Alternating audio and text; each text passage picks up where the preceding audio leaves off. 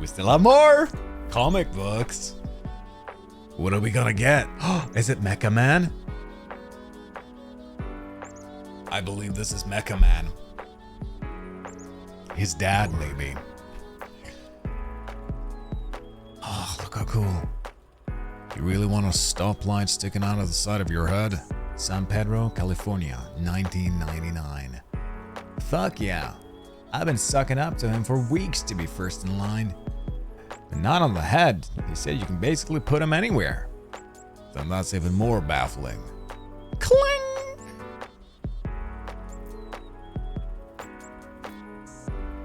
Kids in there tinkering. You want cheese on this? Yeah, anyway. I'm just saying I'd vote to let Eli in. And I think you should let the Brave Brigade members who will actually get a boost from the tech make the call. Hey, you got the astral pulse out of him. What about the rest of us? Shit, he's coming over. What's up? Is this Chase? It's Chase. We're chilling and grilling, dogs. Are you talking about the hot dogs or are we the dogs? Yeah, I was confused by that too. You guys, yeah, you're my dogs, Chase. You get it, right? Huh, yeah. Anyway. I don't mean to interrupt, but I was talking to Vitalia about the vote and she agrees that's worth talking a lot. You should be talking to Vitalia about healing that swelling on the side of your head. Look, I just figured everyone is here, so maybe we can just do a quick vote, but if now before... Eli? I caught my cousin in the broom closet once, butt naked with his dick in a vacuum hose. I'm gonna tell you the same thing I told him. That's not how it works. Oh. Oh, fuck. Oh, shit. I'm so sorry. Stop.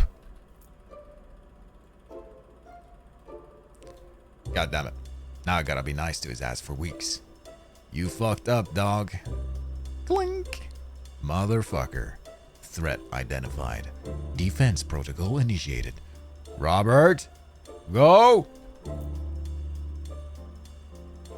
Oh, he's running.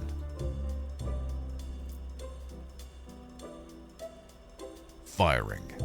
Zap. Oh shit. You okay, Robert? Is it your arm? Are you? Deactivate protocol. Voice match protocol deactivated. Are you alright? Are you hurt? His arm. I think I dislocated it when I grabbed him. Get up. Down. Get up. Get up. Get up.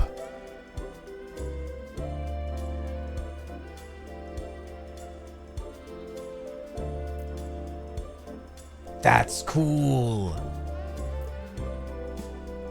That's cool. Wow. Incredible. How cool is that?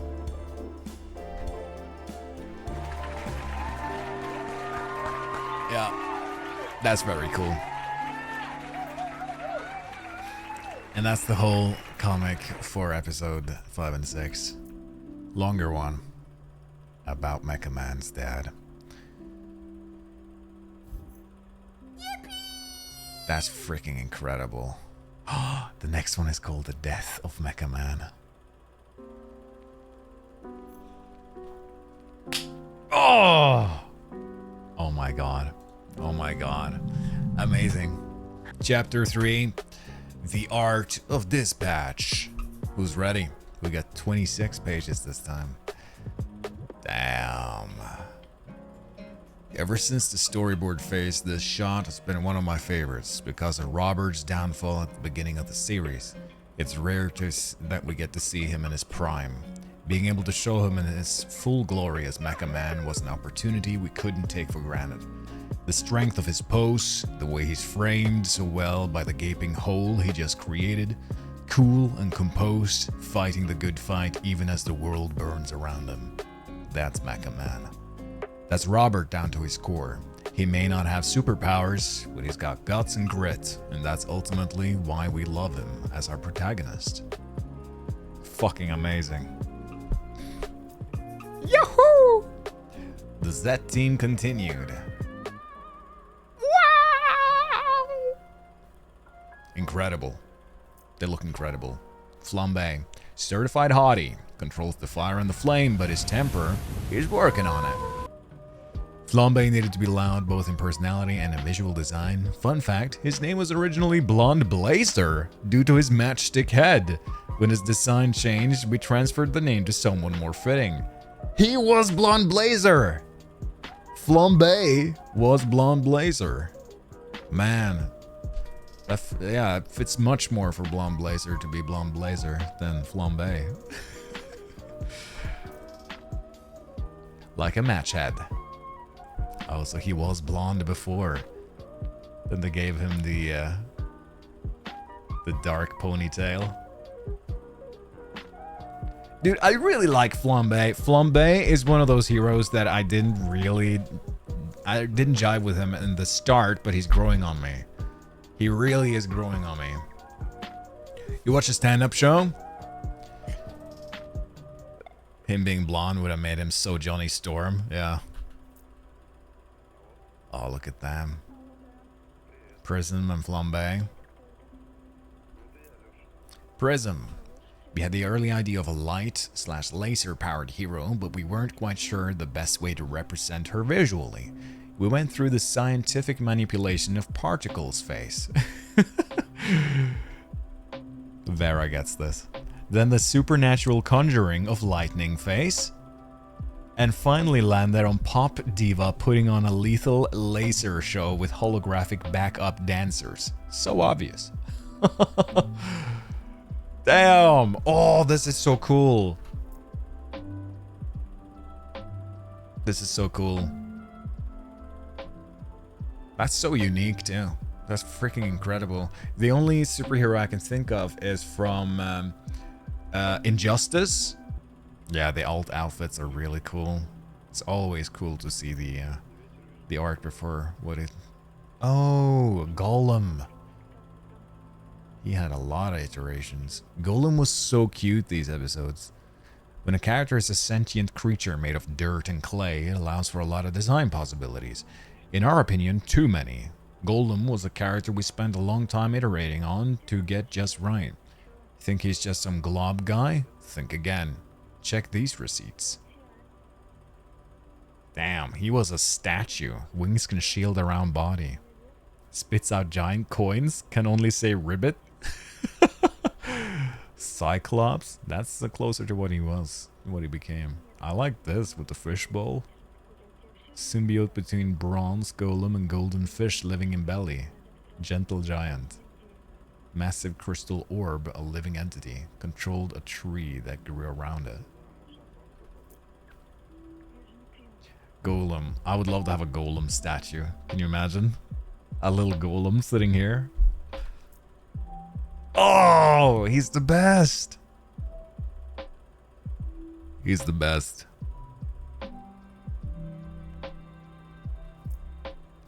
Malevola. Mistress of Hell and our hearts. The demon lady of your dreams. You may think heals are impractical for running or fighting, but as Malevola would say, only if you're a little bitch. Mommy? That's freaking amazing.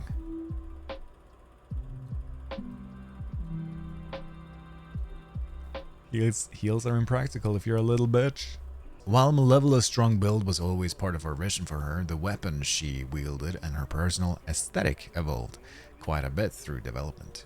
We tried leaning fantasy, gothic, aquatic, alien, but surprisingly the version we loved best was more supermodel glam, with a vibe that may remind you of a certain Pepsi commercial from the early 90s. Oh. So cool. Look at all these. Aquatic Malevola. I'm so happy they went with what they did. Supermodel Glam. Demon Malevola. Yeah.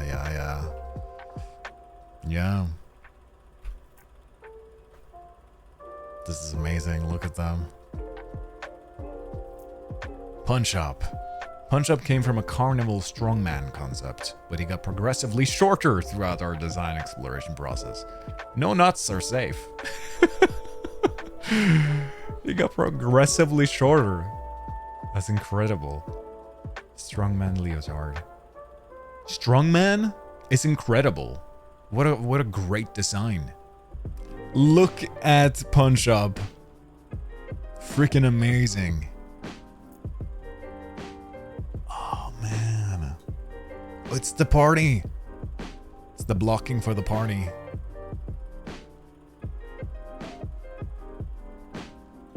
Oh, dude, this is so cool. This is so freaking cool.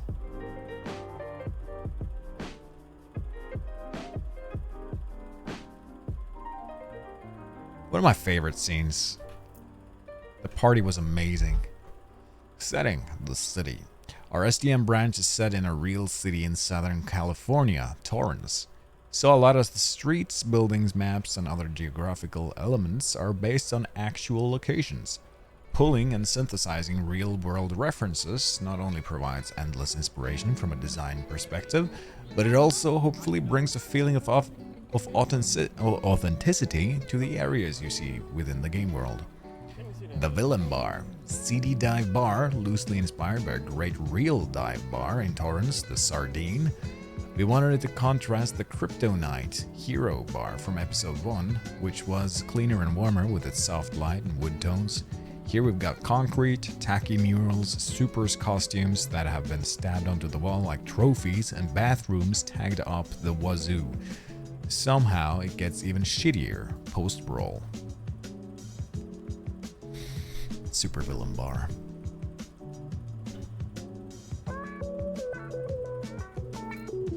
Flashback battle. In episode 5 we get a few brief glimpses of a previous battle between Robert in his prime and Mecha Man years and Flambe. The battle is fiery, literally and figuratively, and the setting had to reflect the raw carnage inflicted by this showdown. It also had to directly contrast with the current day gym setting we bounce to between flashbacks.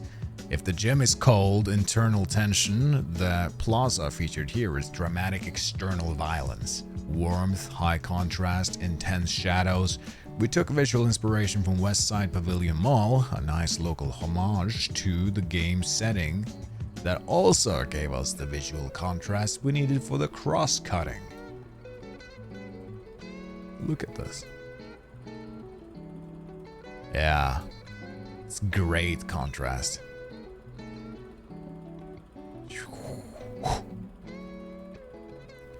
Back in episode 1, Street Steel Mill, Robert faced off against his nemesis Shroud in a battle that took place in an abandoned steel mill. The vibe and some of the layout was based on the Kaiser steel mill, which was used in killer action films like Terminator 2 and Mission Impossible 3. So it was a lot of helpful cinematic reference to pull from. We also liked the idea of paying homage to an iconic real-world filming location, even though we were building it from the ground up in 3D. That is so cool. How cool is that? How cool is that? Damn. The art here is great. Am I the only one like picturing a sort of like RPG game in this setting? Be your own hero kind of vibe? Maybe you have a dispatcher. Maybe you start as a dispatcher, become a hero, something like that. Can you imagine? Granny. Villains. Granny may not be a villain per se, but he certainly didn't make Robert's first shift with the set team any easier. Even though he plays a relatively small role in the season, Granny and his donut shop were in the earliest prototype we ever built for Dispatch, many years ago. Concepts by Li Liao and La Punchung. Lightning Struck, or Thundercock, is a lower tier baddie who was also in our earliest prototype. He started off more militaristic and techy, but eventually evolved into some bored guy who happened to get his hands on some decent tech by selling his soul to the Red Ring. The villains, no, not reformed criminals like our set team, but the real deal villains. The bad guy roster can range from overpowered to is that really considered a superpower? And that's a fun spectrum to play with. Check out the designs of some of these dummies.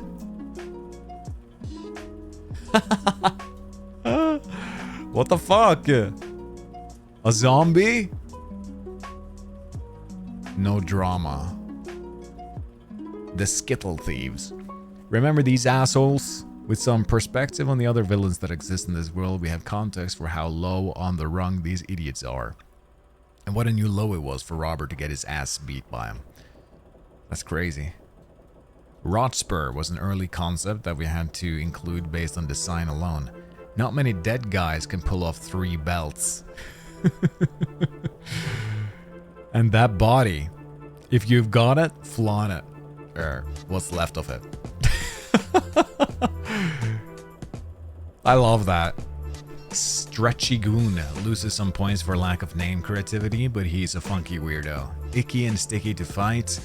Also won't stop asking you to come to his punk rock band show, cover songs only, at the Sardine. Is it bad to say zombie guy is hot? They're literally saying it themselves. That body, if you got it, flaunt it. Or what's left of it, right? Oh man! Oh!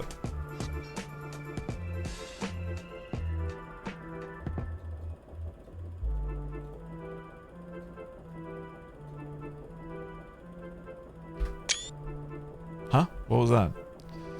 The whole sequence was truly a labor of love for me. It's rare that we get to exercise such purely visual storytelling, so when we get the chance here, I knew I wanted to go all out and make something special. I wanted the player to feel like they were actually at the party, not just seeing snippets like a more traditional montage. It was a blast deciding on the details, from the lamps each set teamer brought to each one's dance moves. What starts as a ruse to trace the whereabouts of the astral pulse turns into an all-out love fest, and Robert's dark, empty apartment is suddenly filled with light and the people he cares about. For me, it's the emotional highlight of the episode, if not the series, and I never get sick of watching our cast share one pure moment of elation. This was honestly just incredible, I thought. This was just incredible. Oh, hell yes! Lord.